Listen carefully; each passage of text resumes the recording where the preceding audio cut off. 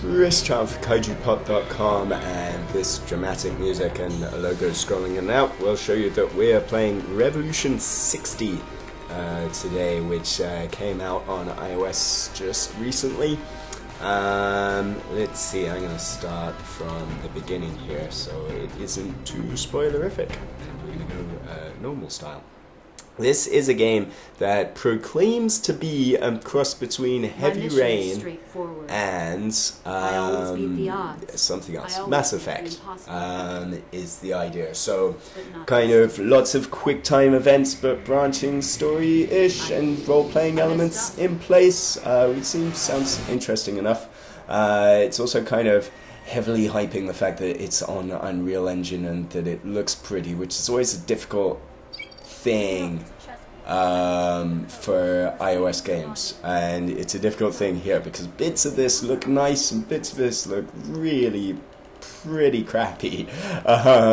So yeah, there's kind of, it swaps between pre-rendered stuff and then in-engine stuff, and usually the in-engine stuff looks kind of weak, and the significant. I nearly killed myself getting and the pre-rendered stuff looks a lot nicer. It kind of, in places, it looks very much, if you were watching kids TV in the 90s, it looks like Reboot an awful lot in kind of its low detail CG cartoon sense. But anyway, it's kind of, yeah, I can see where the Heavy Rain stuff is coming from, and I can see where the Mass Effect stuff is coming from. But it actually, in terms of tone and things like that, the closest thing I can think of, it's more like kind of Charlie's Angels, the video game, but also in space.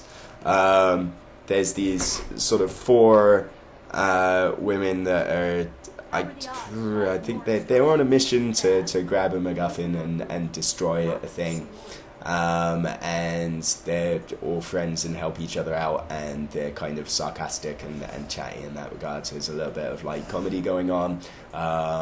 So very, I guess Charlie's Angels is your closest sort of port of call there in terms of references, but yeah, also very sci-fi influenced, and a lot of it, you kind of think at the start of the game that it's entirely these QuickTime events that are loosely tied to the action in a Heavy Rain sense. So it's like, oh, she has to roll here, so the QuickTime event is you have to draw a circle, or you have to do something difficult, so you have to hold several points on the screen.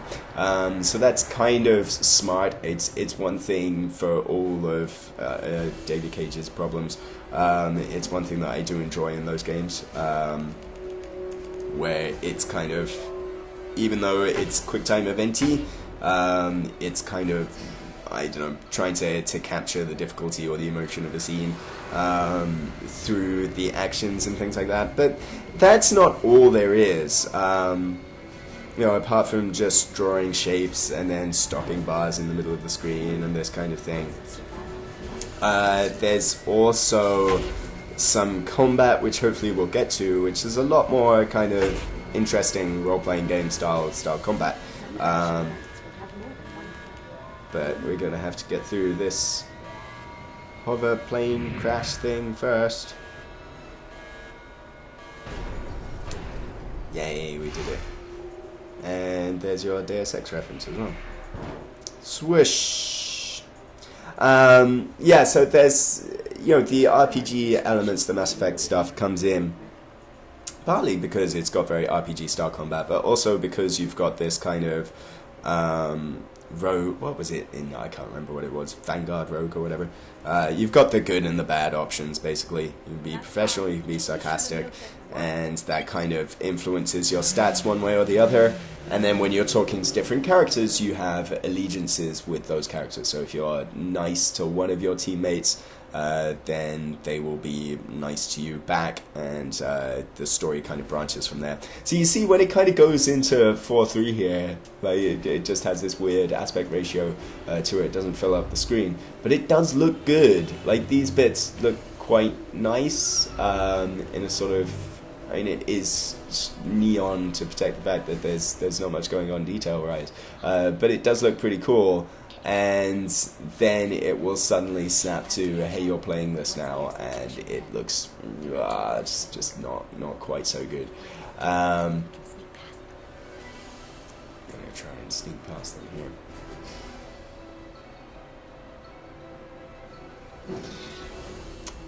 So much for the sneaking past. Ah, I called it.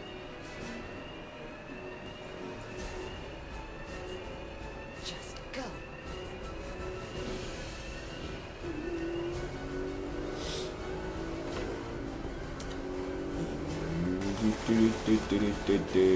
Yeah, hopefully I think we're about to get into some fighting here. Gonna have to do the combat tutorial as well. But it's going to tell us how to do quick time events for a little bit longer first. Yeah, see that, I don't know. Having said sometimes that, you know, it attempts to sort of capture the action through quick time events, sometimes it doesn't really work. You know, I don't really get drawing circles several times in order to shoot 3 or 4 different enemies. I'm not sure I pick up what it's putting down there. But yeah, there's at least some attempt made. And I think if this was entirely QuickTime event based, it would get tiring pretty quickly, especially because it has kind of that problem that I often have with QTEs on an iPhone especially. Maybe this is just my excuse for being crap, but sometimes it will just, you know, I'm like, I drew a circle quite clearly, but the game says, nope, that's not a circle there, and it gets a little bit frustrating. Shoot the grenade out the air, it's not going to happen. Because of that bit at the beginning you all saw, you remember. And black screen. There we go. Loading. Yeah, and then back to action, and it always, it's a little bit jarring. Get back here now. I'm gonna get angry. And it is like the dialogue choices are extremely black and white. It's very, very clear that, hey, this is going to up this stat, this is going to up that stat, you know.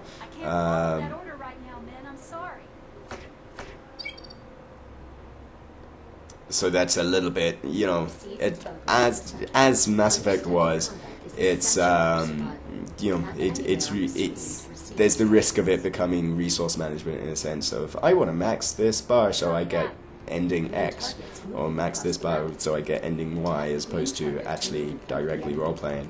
But this is going to be, let's do the combat tutorial rather than talk about it. Yeah, the combat's actually quite interesting. You have 2 layers of sort of squares to move in. So you can go to the front or you can go to the back, and then it's sort of, it's a bit like an active time battle where you can attack and then there's a timer to cool down on that. And then you're sort of dodging about in pseudo real time because he's got a timer as well. And get out of the way. Dodge to the right. To dodge in exactly the way it says. Use your special attack. Special attacks require energy, which is shown here. Yep. Understood. The more energy you acquire, the higher level special attack you can perform. Higher level special attacks cause more damage. That makes sense. Copy that. Please note, special attacks can only... Like it's kind of endearing. Like copy that on the tutorial messages. Understood. In the middle of a fight. Shut up. Be quiet. Excellent. Now stun your enemy by hitting them with a normal attack. Right. Get him. Now that the enemy is Get him. then you have enough I know. I already did this once before. trigger a special attack. Yep. Tap the blue target to use Gotcha. your special There we attack. go. Yeah, so it's I'm kind of drawing a circle and it just I go because the area for margin is so narrow sometimes that it frustrates. But maybe that's just my rubbishness. Alpha team here. Mission accomplished. Oh, except for my friend that's dead. So yeah, there's you've got sort of XP stuff, leveling, things like that. You can give yourself points, and if you see in here, it's kind of showing up my sort of morality stuff between professional and rogue, and your proficiency, which is how good you are at the quick time events and how good you are at combat, and then your allegiance to the two other main characters. So I guess some combination of professional and rogue and some combination of your allegiance to two different characters will determine your ending points. So there's a little bit of replayability to this. The game, the app in itself is free, and we'll do one more fight that's a little bit more free-flowing. It's almost some part of this because of the way we're sort of hot-stepping about and spinning and things like that. There's something about this that reminds me of Piano 3, for better or for worse, but then that also kind of makes me think I should be playing a mini sort of rhythm game. It almost seems like a missed opportunity here, the way things are pulsing to the rhythm of the music and the way we're sort of spinning about and looking cool. It would be nice if there was a little bit more of a balletic nature to what you're doing, but I think this time you're going to get the attack in pretty effectively. Hooray! And melee you in the face as well. The combat's quite good, and it kind of punches up the fact that, you know, this is not just a sort of prettied up, you know, glorified FMV game with very little interactivity.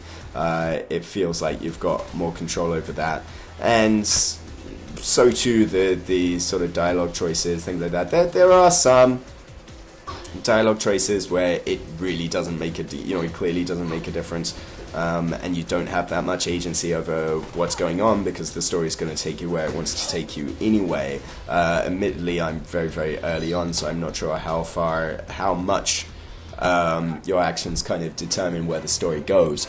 But yeah, it's a little bit more varied than I had expected it to be, and that's a pretty good thing. So we're gonna sink some. Ooh, that was a good sting. So we're gonna sink some points into different upgrades here, and we can improve damage, or we can improve different things. So yeah, as I was saying, the app in itself is free, but it's kind of well, it's free to try rather than free to play. You get a pretty good chunk of the game for nothing, like a good sort of half an hour or so, and then anything beyond that, it costs $6, 600 yen, whatever's €4. I don't know, making the European part up. So you know, if you like the feel of the demo, and you definitely get, I think, a good enough taste of the game in this sort of opening trial period to know whether you want this or not. So you know, that's the good way to do free to play stuff, I think, is free to try, and you get a nice little feel for what the game is, and then beyond that, it's like, hey, if you want to drop the $6, then you can drop the $6, which is pretty cool. So I think we'll get us out of here, and then I'll get us out of here on the video. It's still, you know, I've barely played beyond this before, so you know, I've got plenty more time to sink into Revolution 60, and once I have, there'll be a full written review on kaijupop.com. But in the meantime, it's an interesting one. Certainly have a look at the demo, if not the full thing. A little bit sort of presentationally weird, and yeah, I'm not quite sure how much agency you actually have over proceedings, but it's certainly it's a nice little sort of science fiction light, you know, as I said, Charlie's Angels in space, except actually this is in future China. But yeah, it's pretty interesting. Revolution 60 for iOS, it's out right now. Chris Chant for kaijupop.com. Thanks for watching. Bye bye.